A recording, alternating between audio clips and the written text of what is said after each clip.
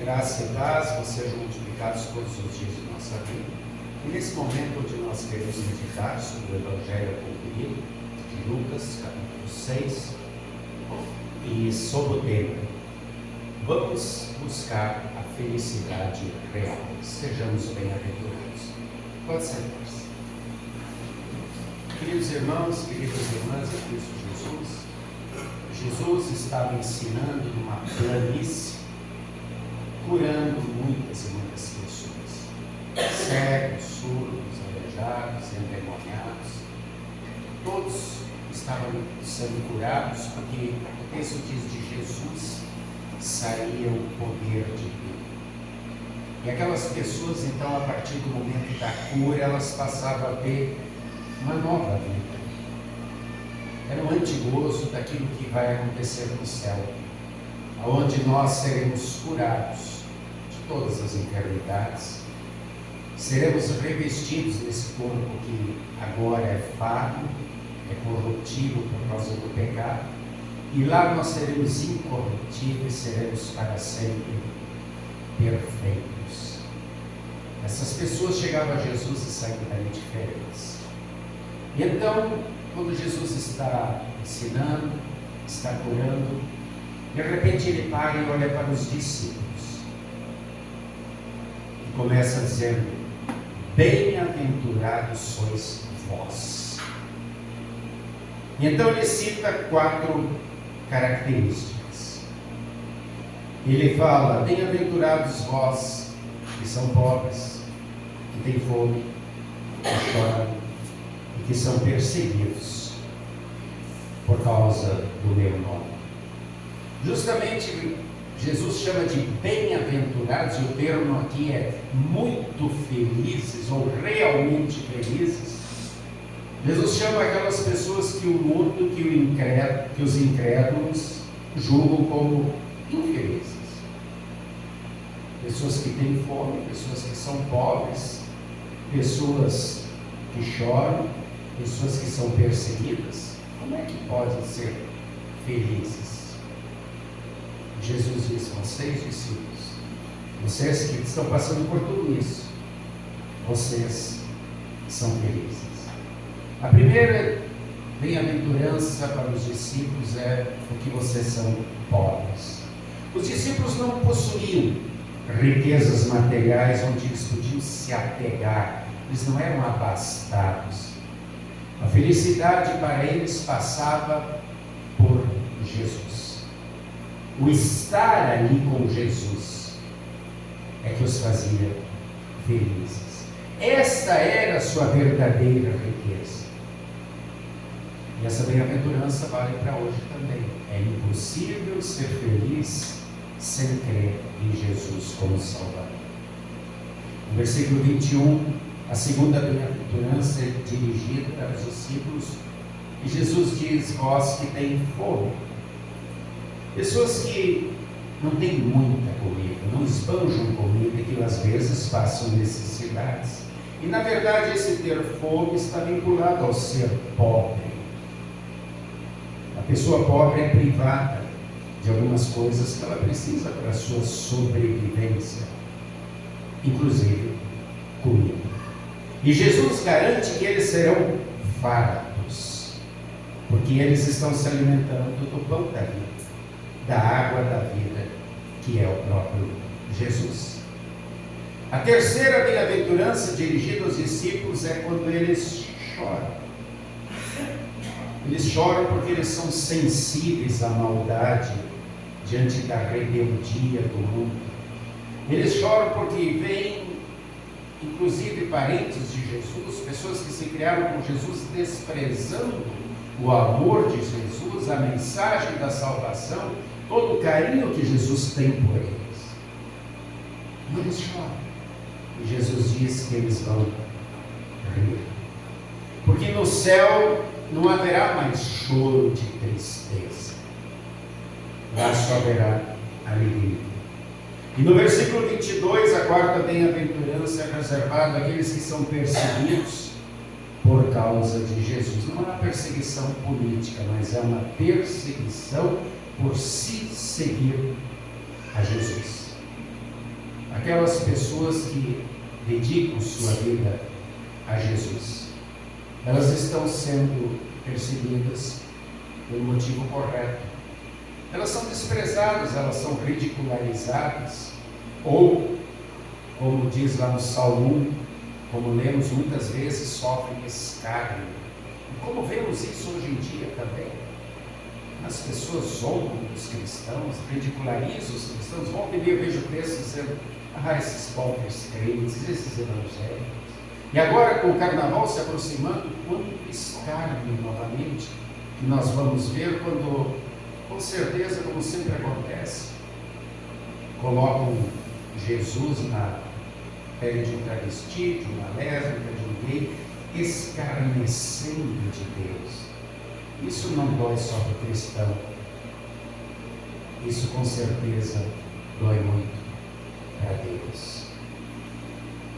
Para o mundo, a verdadeira felicidade é você ter carros, casa, bons celulares, roupas finas, participar de grandes festas com muita comida, bebida, ter títulos, curtidas, famas, dinheiro, saúde, amigos. Só que tudo isso é ter. E o ter, em determinado momento, acaba. Ele passa. A felicidade não está vinculada aos bens, à fama, à posição social, ao ter, mas ao ser. E é isso que Jesus está enfatizando. E então, depois de Jesus enaltecer essas 4 qualidades, ele contrapõe com 4 ais.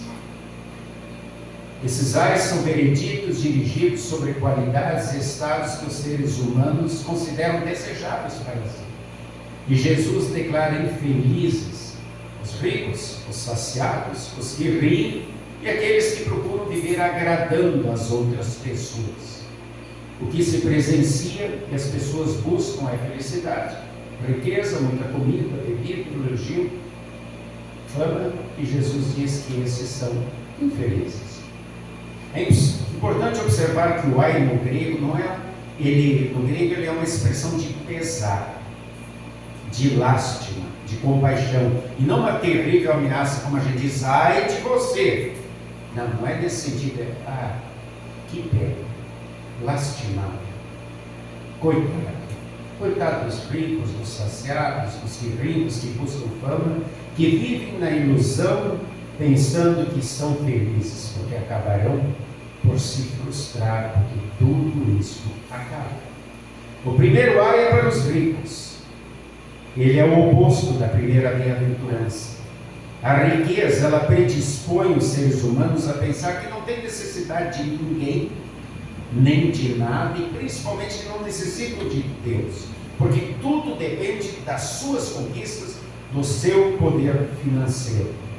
A abundância dos bens, os ricos julgam que tem tudo. Para que necessitar de alguém? E muitas vezes desprezam as outras pessoas, desprezam inclusive Deus. Essas pessoas passam a ter uma atitude de independência em relação a Deus, porque fazem do dinheiro, da sua situação financeira, o seu Deus.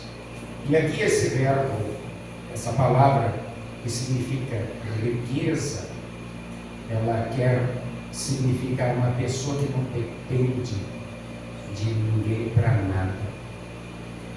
Querido irmão, querido irmão, muitas pessoas têm muito dinheiro, mas são muito pobres, porque a única coisa que tem é o dinheiro. E isso a traça, a ferrugem corrói, os ladrões roubam. E mesmo que isso não aconteça aqui, um dia não terão mais. E nós notamos exatamente isso quando Jesus conta a parábola do rico e do Lázaro. O rico que fazia festas e festas e festejava porque tinha muito dinheiro, mas fazia da sua riqueza o seu Deus, o seu dinheiro. Quando ele morreu, ele passou a entender o que é ter nada e o que é sofrer. E então pede que pelo menos seja amenizado um pouco do seu sofrimento, mas o inferno não existe. O alívio é sofrer.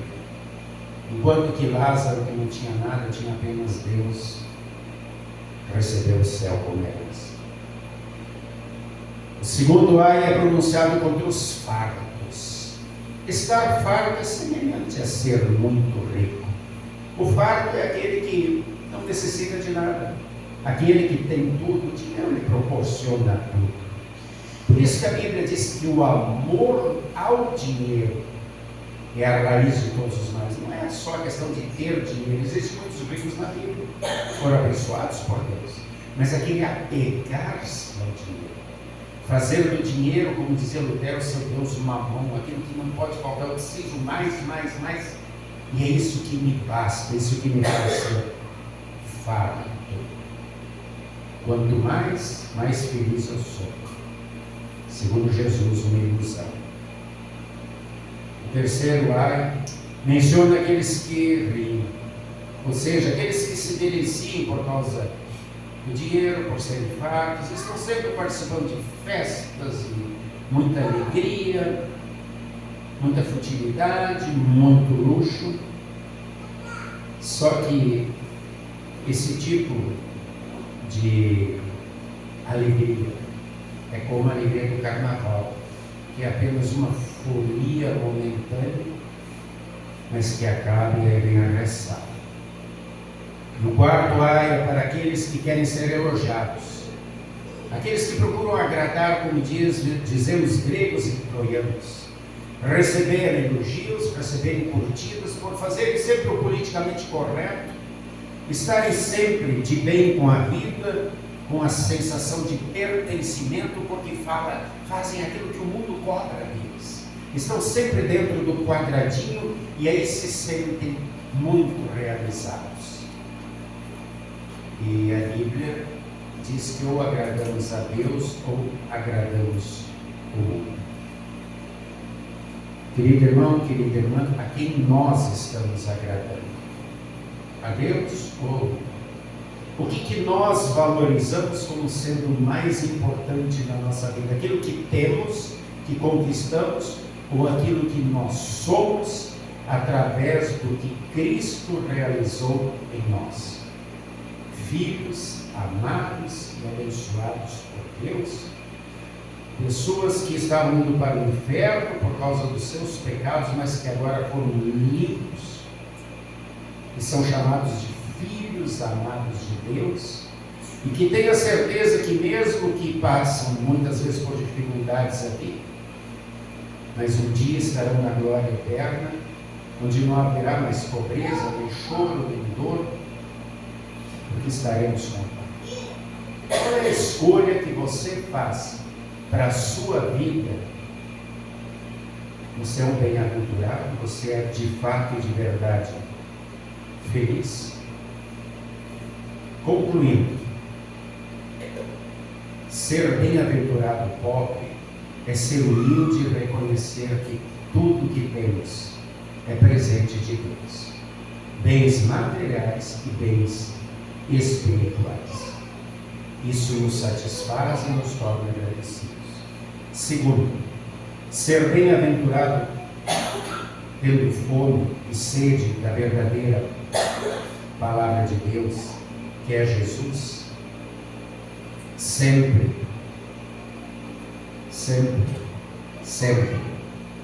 lendo mais, estudando mais, buscando aprender mais, isso nos torna saciados. E então lembramos do que lemos no Salmo 1, aqueles que meditam na palavra de Deus, que fazem dela seu alimento, a sua comida todo dia, são como árvores plantadas perto da água, que sempre dão bons frutos para Deus. E terceiro, quem chora por causa dos seus pecados e maldades, por ter ofendido a Deus, esse pode ter certeza que está sendo perdoado. E com perdão, ele tem vida e salvação. E quem tem vida e salvação é verdadeiramente feliz. E quem carrega a sua cruz com Jesus, e muitas vezes não faz parte do clubinho, não faz parte do quadradinho, porque desagrada as pessoas, no falar aquilo que Deus pensa que é o correto, o verdadeiro, o certo, e se afasta do mal, do conselho dos ímpios, como diz o Salmo 1, dos perversos, estes podem saber que Deus está com eles. E se Deus está com eles, eles são vitoriosos. A escolha de cada um. Façamos a boa escolha. Sermos felizes e bem-aventurados com Jesus no ser filho e filha amada de Deus. E nada vai nos faltar naquilo que nós precisamos para a nossa vida diária. Que assim seja. Amém. E a paz de Deus, que excede o entendimento humano, guarde corações e mentes em Cristo Jesus. E que sejamos sempre bem-aventurados, filhos de Deus.